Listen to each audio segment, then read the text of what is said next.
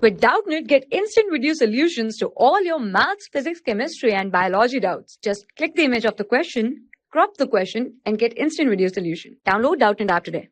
So guys, here in this question it is given that a magnet is suspended in the magnetic meridian with an untwisted wire.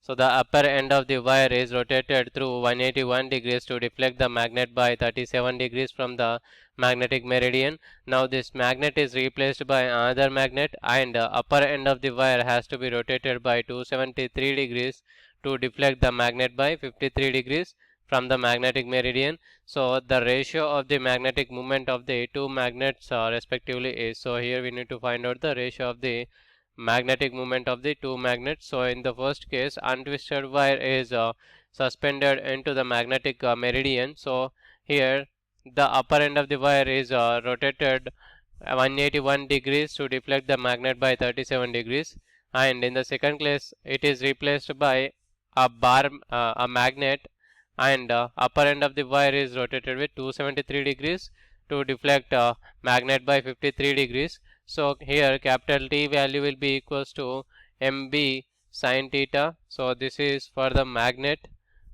okay, and we can write the T value will be equals to k into pi. So this will be for the wire, and but this twist is at lower end attached to the magnet. So we will write the flux value will be equals to upper twist minus rotation of the magnet, okay. So k pi value will be equals to mb sin theta here, okay. Also we can write the k of 181 minus k of, small mistake actually, k of 181 minus 37 degrees will be equals to m1 into b of sine 37 degrees, okay.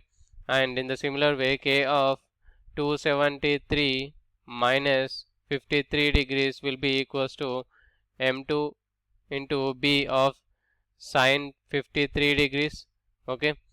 So if we take the ratio of this both, k of 144 divided by k of 220, so that will be equals to m1b of m1b into